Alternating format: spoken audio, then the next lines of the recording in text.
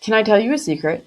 Most business owners think that they need more PR, when in reality, what they actually need is to understand what makes people pay attention in the first place, especially journalists.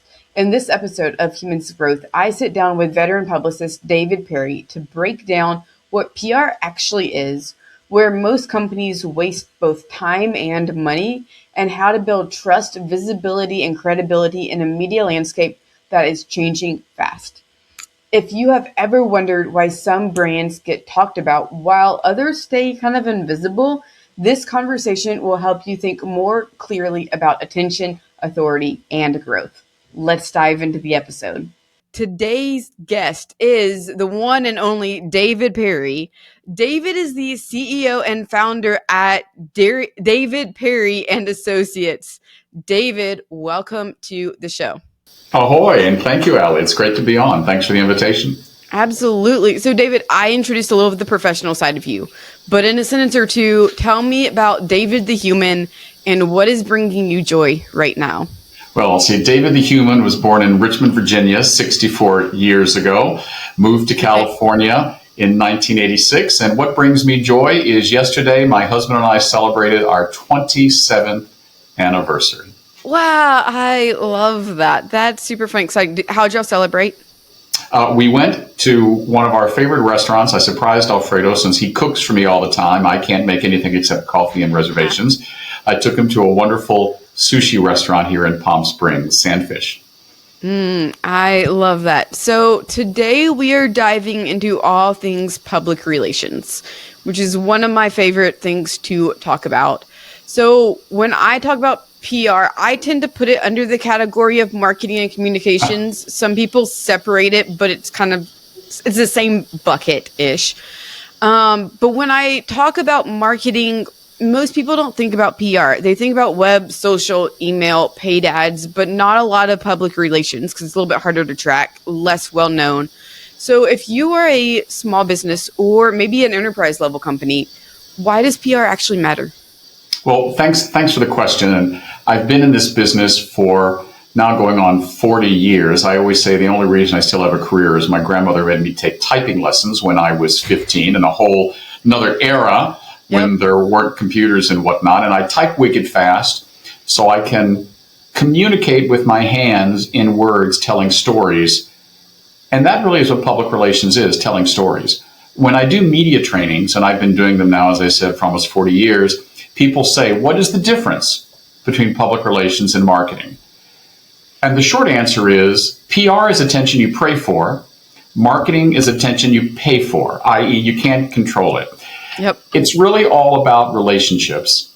I always begin and end my media trainings with that, saying public relations is the business of building relationships. The story I often use to illustrate that is if you're at a party and you see someone you really want to meet across the room, you give your friend $5 and say, go and tell that person how great I am. That's marketing.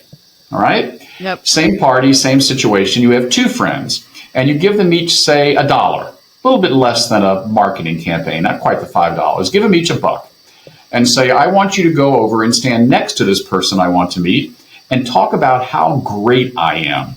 Talk about it loud enough so they hear you, but they don't know they're supposed to hear you. That's public relations. Same party. Before I get to pay my PR people or my marketing person, the person that I want to meet comes up to me and says, I hear you're great. That's branding. That's how I differentiate between the three. They're all forms of communication, but public relations is something that is all about relationships. It's about storytelling. And of the three, it's the most precarious.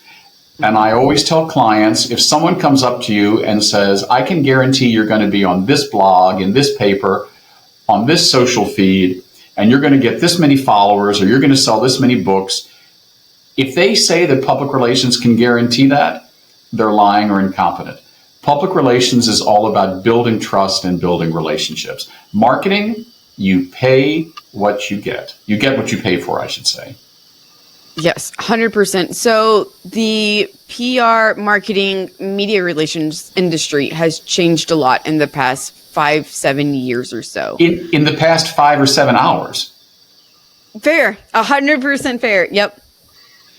Yeah. So with that, like when I did PR 2018 to 2021, it was not the pay to play that we see nowadays was not happening at the level. And so I see a lot of PR agencies that are pay us X number of dollars and we will get you featured. And it's a paid feature in Forbes, GQ, Sure.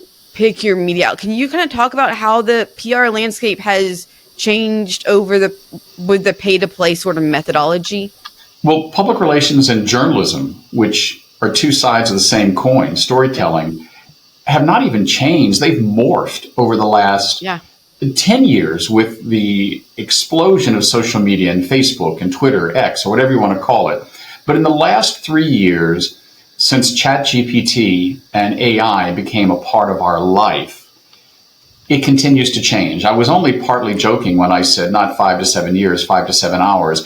Every day there's a new app. Every day there's a new podcast, like wonderful Allie Hathcock. There's a new person saying, I can get you listeners. I can get you clicks. I can get you attention. And it's not that that isn't true. It's all true. But how do you monetize it? How does one say what you do, which you're a true journalist? You asked me to come on your podcast. This is what they call earned media. Yep. And I'm giving you my wisdom for better or worse. That's old style journalism where Allie and David have a relationship. I tell Allie my story. Allie finds her listenership, her viewership, people who respect Allie as a source, as a gatekeeper for knowledge. They trust you. That's true journalism and generally what public relations used to be. Now with pay to play, really public relations agencies are more and more offering their services as old-time marketing firms. They're not saying, I think I can get you on Allie's podcast.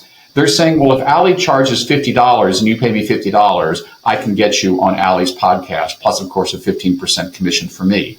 So I don't consider the pay to play public relations. I consider it marketing. Yep.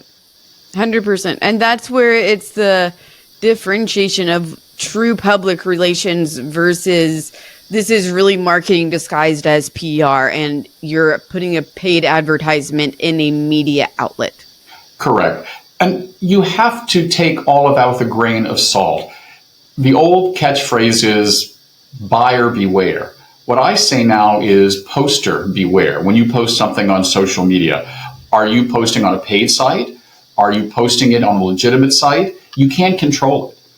It used to be that if something was in the paper, it couldn't change. Right now, people can change, upgrade, downgrade, share your messages, misinterpret your messages. It's a very precarious landscape. Why am I still in the business? I really enjoy communicating with people. I do think that social media, and I'm talking about not paid social media, I do believe that's absolutely pure public relations. That's like that party that I mentioned to you before. You're going into a big room with possibly tens of thousands, maybe hundreds of thousands of eyes looking at you. That's a relationship. And it all comes down to, are you a good communicator or not? Yep, 100%. So when it comes to PR, you have 3 G's of PR. Get the media's attention, get them the information, get the hell out of the way. Yeah, I always say it's, yeah, go ahead. I interrupted you. No, go ahead. I was going to say, let's start with the first G, kind of unpack that. How do we get media attention? Right. Well, I've often said those 3 G's were the only original thought I ever had. Get the media's attention, get them the information, and get out of the way. The first is the hardest, getting them attention. It's always been hard to get a journalist to return your call or your email, or when I started, when I was your age, actually open an envelope, which you used to actually send things called stamps and paper. How do you get their attention? The average journalist gets probably 100 to 200 pitches a day. How do you get them to open your email, take your call, read your direct message from Instagram or TikTok? That goes back to the basics of public relations. Allie will open my email because Allie has either heard about David Perry's reputation or known David Perry's clients and knows that if David Perry is trying to get in contact with her to try to get Allie's attention, Allie may not be able to help David's client, but based on that relationship, Allie will respond. So getting the media's attention is in a big part about building relationships. There are journalists that maybe I speak to once a year. There are also some journalists that I speak to once a week because you have to learn not to overpitch. So getting the media's attention is a challenge. Now, this is sometimes where public relations can be served by marketing. Another adage which I teach is, if it doesn't blow up or light up, the media won't show up. Sometimes you do need a big bang, something to get your foot in the door, something to get the media's attention. I'm a great believer in old-fashioned paper and stamps, as I just said. I think sometimes sending a personal, tactile note to let a journalist know that you actually have taken the time to write them, I think that that's an old school style of getting the media's attention that we're beginning to use more and more because we all get too many emails, too many texts, too many social media feeds a day. Yeah. In a way, PR and getting media attention is not incredibly different than getting the attention of your target audience. You're still sending emails, so you're sending out your press releases to people. They're more likely to respond if they know who you are. And then, how do we get in front of them in weird, wild, creative ways, which it feels strange to say that snail mail works, but how do we do something that's out of the ordinary to get this group of people's attention rather than our standard customers, clients that we're trying to acquire for our company? Correct. Well, you used a great phrase there, our target market. My target market are journalists. So, for instance, just yesterday, I was pitching for a client, and it was a pitch that I thought might resonate with maybe 50, 60 journalists. I didn't send it as an e-blast. I took the time to send individual emails to everyone and personalize. Mm-hmm. So, for instance, after this discussion, I will make a note on what I call my Rolodex. It's a database, file maker. I've had it literally for 30 years. I've updated it. There are 21,000 records on my file maker. I've input all of them over the course of 35 years. I will have a note saying David and Allie had a Zoom interview on December 2nd, 2025.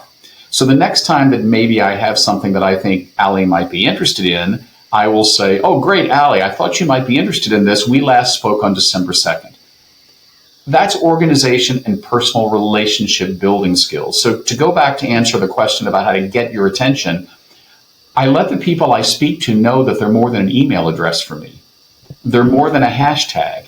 These are people who are busy, especially journalists, and I need to understand, if I'm going to get a journalist's attention, how a journalist works.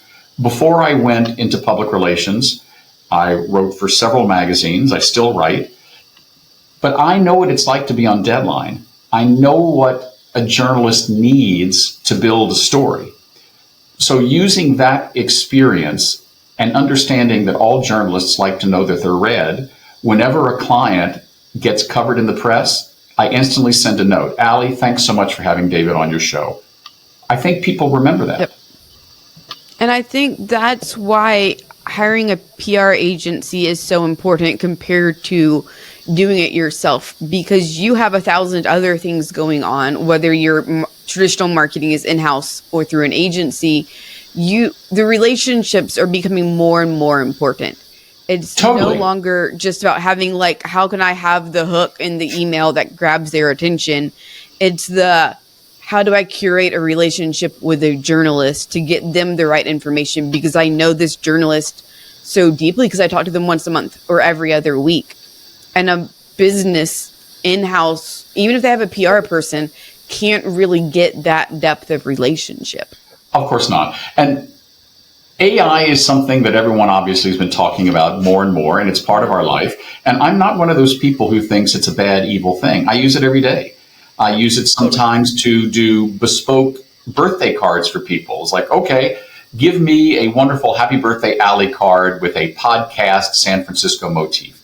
Because Allie knows I've probably used AI to do that, but I've taken the time to ask my AI assistant, who I call Steve, by the way, and ask Steve. I wanted to call him Hal from 2001: A Space Odyssey, but it didn't work. I asked Steve to do something. So I use AI not instead of building a relationship, but I use it to save me time. If I input what I need, sometimes I will get a draft back. I would never send something that AI wrote cold to a journalist. To use your word, I curate it first, but it saves me time. I think AI is not going to be the death of journalism. I think it's the most radical adjustment to journalism since email. It's a time saver if we know how to use it. Because if you don't curate AI, I always say you can tell something that ChatGPT has written, or Perplexity or Grok or whatever you use, it's always too enthusiastic. You have to tone AI down. Yes, it is. AI is meant to validate you, which means it's going to be your biggest cheerleader. And sometimes we need that, but you can very much tell when something is AI driven if you know what you're looking for. Especially like if you're a business owner sending something to a journalist, the journalist is getting, like you said, 100, 200 emails per day, pitches, and half of them are probably AI written. Even though you as the business owner cannot tell that, you're like, oh, this sounds like something I would say, because there's nuances in the way that GPT writes or in some of the language that it uses. You can clean some of that out to some degree, not entirely, but the journalist picks up on, hey, this is AI written. Totally. And that's the nuance of, like, yes, AI speeds up time, but it's step one in a two-step process. Of course. And to what I talked about earlier, branding. Part of my brand, which I've used for over 35 years, because my non-work life is I'm a maritime historian, I lecture aboard ship. I pretty much open every interview I've given for the last 20 years and all of my emails with the word ahoy. It's become such a thing that when people see my videos, if I'm out at parties, people will come up to me and say, ahoy. So instantly when I send an email, people know, okay, that's not AI driven, that's David. That's David's brand. The other thing that I always tell people when I'm doing media trainings, if you're trying to get the media's attention, use the KISS method. Keep it simple, stupid, or keep it short and simple. No journalist is going to read a block of text that's longer than War and Peace. Keep it short, get to the point, because you want that introductory email, not to give them all the information. You want to get their attention and get them to call you back. Yep, 100%. It's like, how can I give them enough information that they're interested, but not so much that either they ignore the email because it's too much information, or they don't pick up the phone, call me, set up an interview. Right. If you send something that's too long, I say that it instigates a terrible disease called MIGO. My eyes glaze over. You give me too much, my eyes glaze over. I won't read it. Yep, 100%. And that's why, like, when I used to send press releases, how can we do bullet points or the equivalent of? And this is where I think AI can come in handy of, like, go word vomit to your AI all day long. And then say, AI, take the most important pieces of this and give me a press release that I can send to so-and-so. It outputs something that's much more condensed, probably a little uncomfortable of how condensed it is. Maybe it needs to be condensed a little bit more. Then you humanize it, and then you can send it. Yeah, I remember the first time I experienced AI, that I knowingly experienced AI with Andres Acosta, who's our design director, and my husband, Alfredo Casuso, who's our creative director. We were at a restaurant, and we were one of the beta users. This was December 2022 or November 2022. We were one of the betas for OpenAI ChatGPT. And I said to Andres, oh my God, it's like having an assistant. He said, no, ChatGPT is like having your best intern. It's really, really smart, but you have to make sure they get it right. So I say using artificial intelligence consciously, generative AI, I should say, it's like going to your doctor. You need to get a second opinion. So especially if I'm doing research that I Yes. really want to make sure is nuanced and accurate, I will ask Grok, I'll ask Perplexity, I'll ask Claude, I'll ask ChatGPT. I want to see where the differences are. So it's like having a research assistant. But again, I just want to stress, I openly admit using ChatGPT. It helps organize my thoughts. But if I write something, I've written it. But sometimes Steve helps me edit. Yep, 100%. So when business owners or PR agencies on behalf of the business owners are pitching a journalist, what constitutes a good pitch, especially when there isn't necessarily like a time or relevancy, there's not a bomb going off somewhere. What makes a good pitch where it could be like an evergreen media piece? So this has not changed. The basics of getting your client attention in the press has to do with asking the basic question of your client. What does your product, your book, your car, your new app, what problem does it solve that no one else can solve, or that you can solve better than anyone else? That's ultimately the question that every journalist wants to ask when they're doing a story. Why am I interviewing Allie? Why is talking to Allie different and more important than speaking to David, or vice versa? You need to train your clients. There have been times when a client has said to me, I need to send this news release. And I've said to them, it's a waste of time.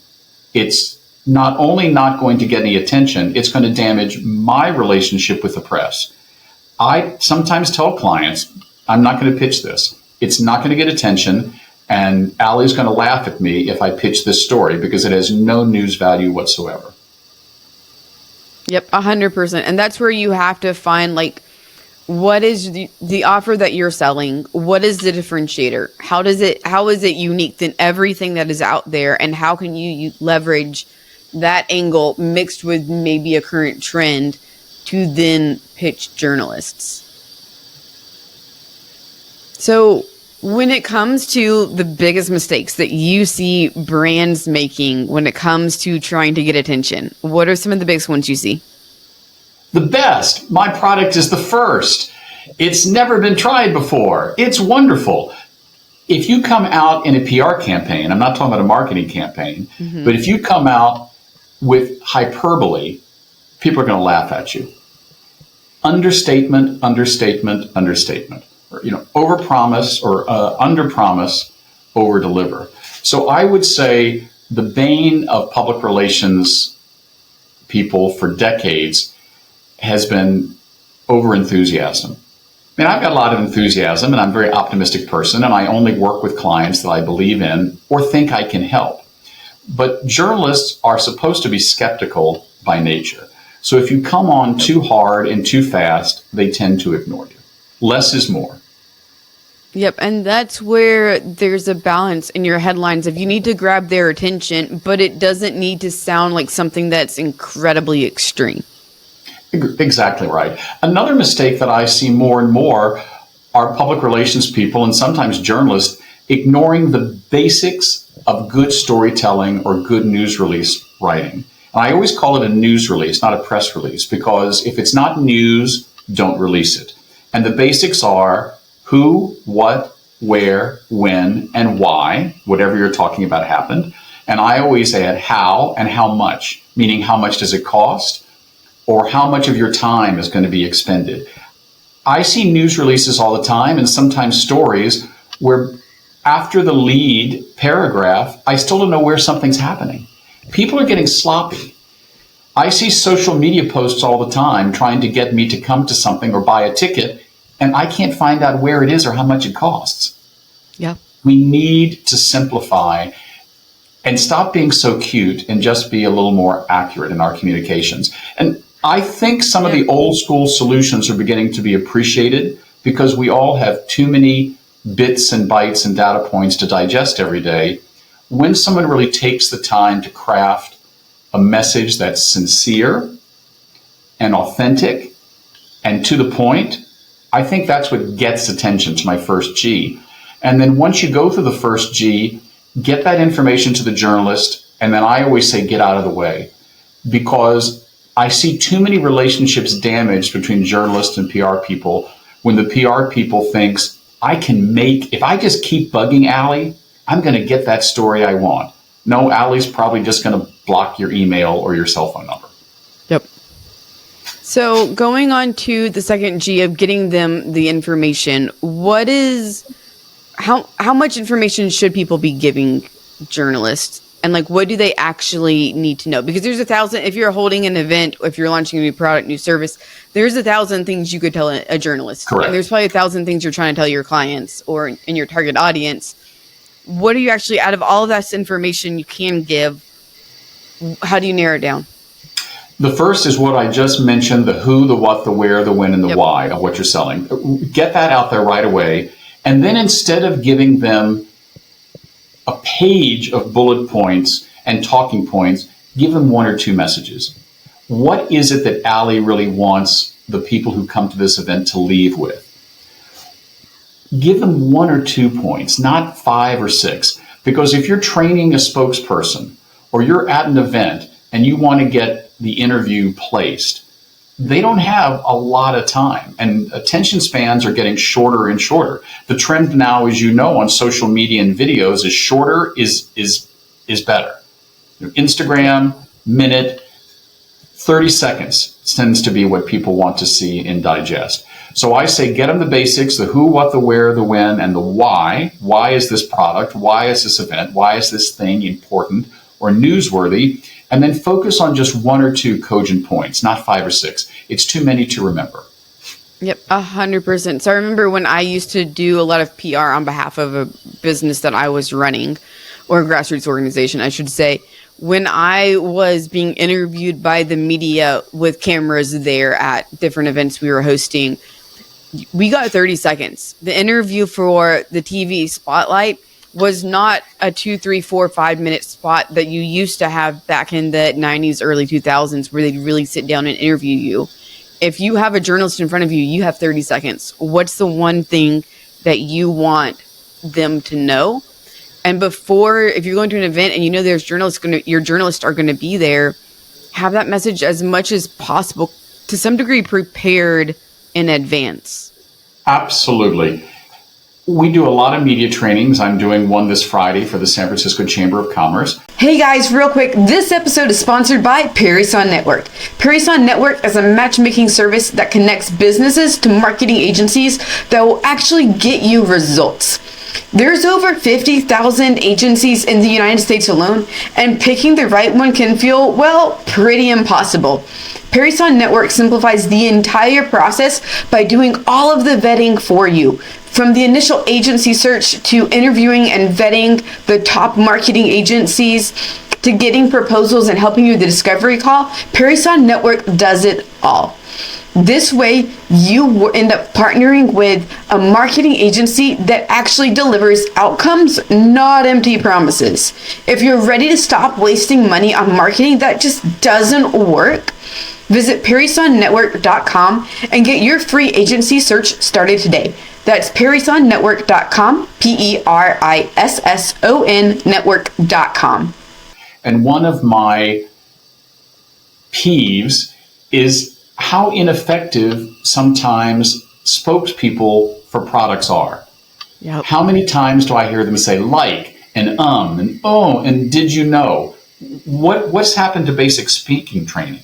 The ability to coherently deliver a message is just as important now, actually, if not more important now, than it was during the time of the ancient Greeks when a person had to get on stage and speak and be heard by 2,000 people.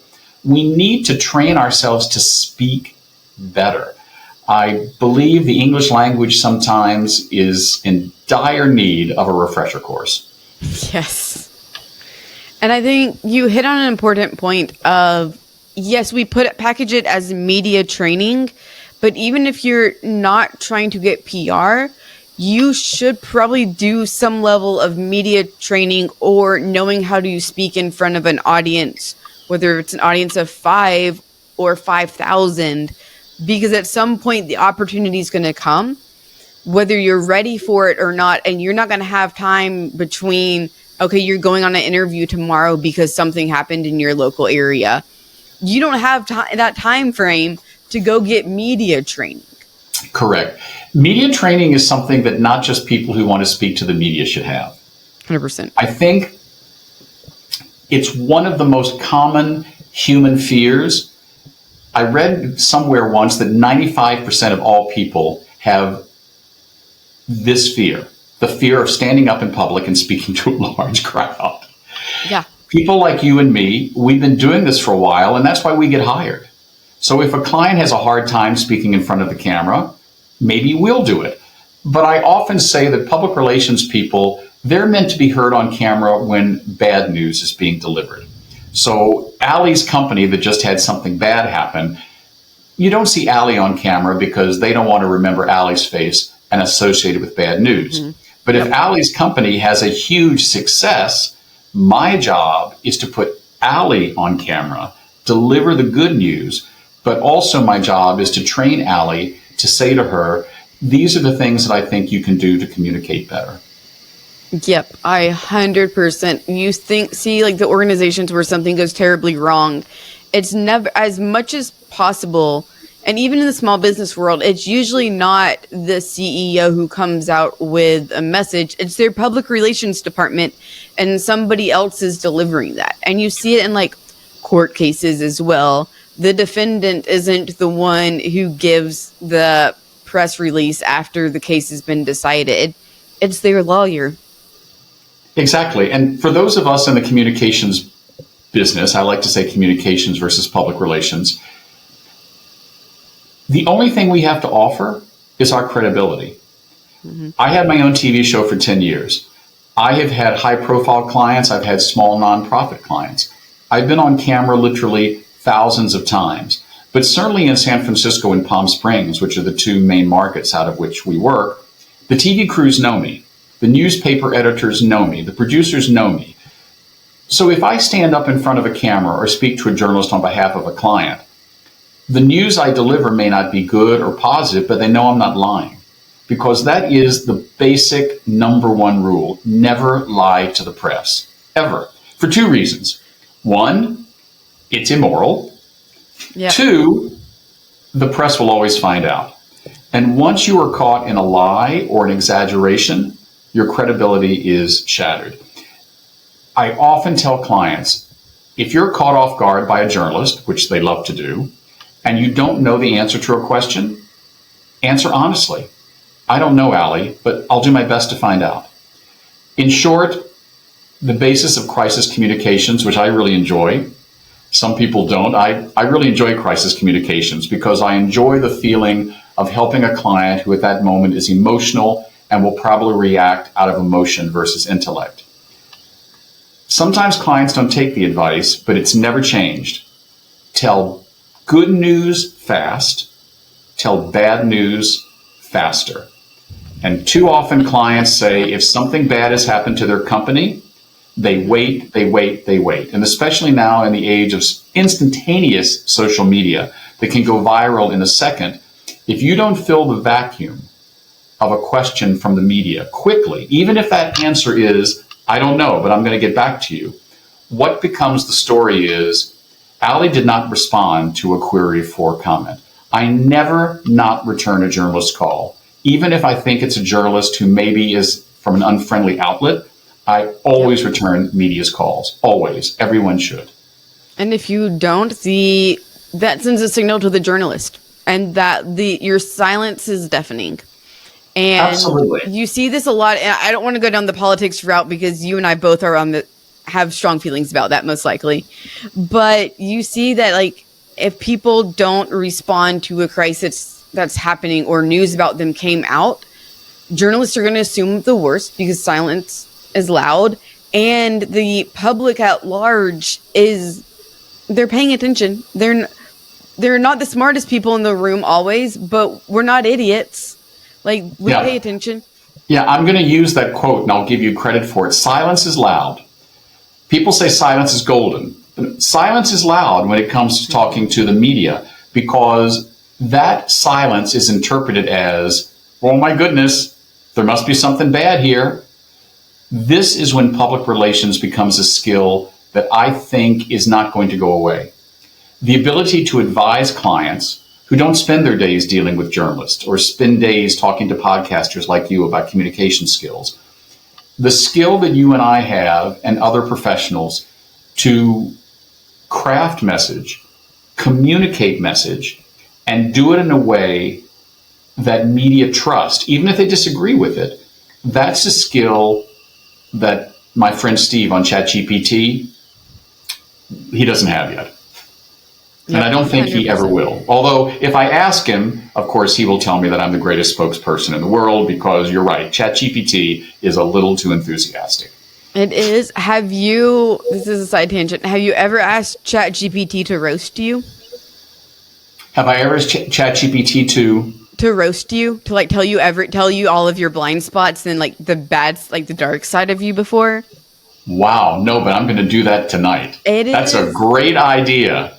Because business owners, we put so much of our personal information, for better or worse, into GPT, our business information into GPT. Every 3 to 6 months, I tell it, be like devil's advocate, and you are like psychoanalyzing me, my business. I want you to like tell me everything I'm doing wrong. And it's scary, but it's accurate. My therapist would agree. That is a brilliant idea. I'm going to I love doing interviews, and I've done many being on your side interviewing people, but I love being interviewed because I always get asked a question I've never been asked before, and I always learn something. And I've learned too from you. I'm going to quote you on Silence is Loud, and I'm going to ask Steve to roast me tonight. Yep, 100%. After a drink, maybe 2 or 3, it can be the first round, they'll be a little bit softer, and then you say go harder, and then you're like, okay, I'm going to therapy after this. Thanks. Amazing. That's a great idea. Just because it's like, I think as business owners, we pour so much information into our Steve, our GPTs, and it keeps, at least with OpenAI, it's a little bit different with the other LLMs. It keeps a record. You can pull up past conversations. It remembers everything for the most part.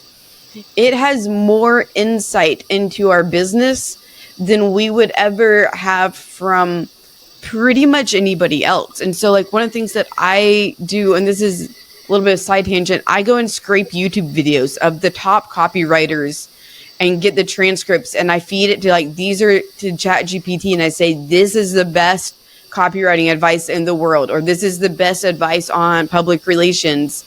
Based upon this and what you know about my business, create me a strategy, create me a playbook for XYZ that I can start executing on. Correct. Well, I do that too. If I have a news release that I'm writing for a new client or a pitch, I will take one of my pitches from before and I'll say, Steve, this is the style I want, this is the nuance, this is the tone. The thing about large language models, and I just rewatched the documentary last night that Bill Gates did last year about what does the future hold. Fascinating documentary. If no one's seen it, I urge you to watch it because it's still pertinent even though it was taped last year. It's about training these large language models. So the things that we write and we do and our experiences absolutely help our AI associates do better work for us. So everything I write, I share. And I've noticed in the last year especially, Steve, becoming more aware of my nuance and my style, and sometimes even having a little bit of a sense of humor. I'm not sure if that's good or not, but it's interesting. Yeah, and one of the things that I've seen is like if you get like tell it what's good and say replicate this but with my information. So like Correct. If you're a bigger company and like go or you find who your competitors are that are doing press releases, and that press release, not that it just got pushed out, but there was media coverage about it. What did they put in their press release? Train ChatGPT on press releases that actually get press. So it knows, like, it's not going to be perfect. Like we said earlier, you're going to have to rewrite it a little bit, humanize it, make sure it has the information that's correct. But it can give you frameworks for public relations, social, email, whatever you want, but you have to train the GPTs. Totally right. Totally right. So going into the third G, get out of the way, which I think we all struggle with. Tell me about it. Well, the reason I put it in there is because it is the hardest of the three G's. Oh my God, I really want Allie to use all of my bullet points. I want to make sure my messaging got correctly. Well, unless you're Allie's editor or publisher or the person who's going to edit this broadcast, you have no control. In a sense, it's based in the 5 years I had taking meditation, which my teacher basically said, trust and surrender because you control nothing. I really believe that as a human. Yep. If one thinks, just on a practical level, using this maybe hippy-dippy sounding advice in the practical public relations and journalistic sphere, if a PR person thinks they can control what you write or say, they're just not dealing in reality. So instead of admitting that, which is a fact, we try to control what Allie's going to write. We try to control what the journalists are going to say. And the more we try to do that and get in the way of a journalist doing their story, the more we make the journalist suspicious. I think the best way to build trust is when a journalist comes to me, asks me for an interview, asks for information about a client. I give it to them after I've hopefully gotten their attention. I will certainly follow up to make sure they got everything, but I will never ask them for a transcript. I might sometimes say, would you like to check my quote with me? But a good journalist will do that anyway. But it is the hardest thing in the world to realize when one engages in a public relations campaign, you are throwing your faith to the wind. You cannot control what the media does. So it's very important to do the first two G's correctly. Get their attention so they trust you, and then get them information that is accurate the first time, and then say thank you very much and get out of the way. Yep, 100%. And that's where clients can go so incredibly wrong. Of like, you get to give them the story, but you don't get to control the narrative. You're just giving them pieces and they make the narrative. And I can't tell you how still so many clients seem to think that if a story gets written and they don't like it, we can get a retraction. What planet are you living in? Now, if you pay for an advertorial or you pay for an ad and there's a mistake and you can prove that it was the publisher's mistake or whatnot, you have recourse. You've paid for those words. You don't pay a journalist to write. You pay your public relations person to get that journalist to write. It all comes down to relationship building. So PR people, therapists, priests, I think we're all in the same business. We're all about building relationships. Yep, 100%. I love it. So looking at the past 5 years, a lot has changed in PR. In the last 5 minutes, things are changing. If we look at, and I don't love the way that media, marketing, public relations, all of that's going, if I'm completely transparent. It's very much pay to play. And how do we push agendas? Go ahead. I think it's good old-fashioned like the party I mentioned. I have always been a big believer in building relationships and building a client's brand through one-on-one personal relationships, whether it's an interview like this or having a reception, having someone come in, because all of us in the communication space are in the same place. We all get way too many impulses every day, way too many emails, way too many examples of stimuli. It's nice sometimes just to have a conversation with someone. So I think that public relations will continue to be important, and actually more important, because that human interaction is something that still only humans do, one-to-one. I too am disturbed by the pay-to-play. It's become ubiquitous to the point where if I get a call from someone, my first reaction is, what is this going to cost me? Which means then I have to see, does the client want to pay it? Do they have the budget? I have certainly done paid advertorials. I've done marketing copy. I've placed paid advertisements. I've placed paid radio ads. But that, in a sense, doesn't take a lot of creativity. You tell me what it costs, I pay it, boom, you've got coverage. What takes creativity is something like this, building a relationship with a journalist that's going to result in building trust between you and the journalist and between, hopefully, your client and the journalist. 100%. So where do you see the next wave of PR going? That's a very good question. I think the acceleration of AI into the journalistic space is only going to continue until something happens when there is a story that is reported that's absolutely wrong or maybe dangerous and gets repeated too many places. It's kind of a joke. See that already. It's kind of a joke how many memes you will see on social media that say, so-and-so person just died, or did you see what happened to Bruce Willis? I always say, if it looks too good to be true or too stupid to be true, it's probably not true. Yep. The other thing I always tell people is Snopes.com is your friend. There's so much misinformation out there that is just becoming propagated by AI and social media and robots and all these farms that exist up in the ether, that the ability to tell the difference between a real story or truth and not truth is going to be more difficult. I think, in a sense, the golden age of legacy media that some people have said is over, the New York Times, the Los Angeles Times, I think they're going to become more important. Because those of us who want to influence public opinion or who want to represent our clients truthfully and faithfully, if we see something on social media or TikTok or whatnot, our instant reaction has become more and more, that's AI, it's not true. But if I see something on the front page of the New York Times or CNN or Fox or whatever your outlet is, no matter your political perspective, if I see something on a legitimate network, I may not agree with it, but I know that there were journalistic safeguards at play. So I think legacy media is not dying at all. I think there's going to be less of it.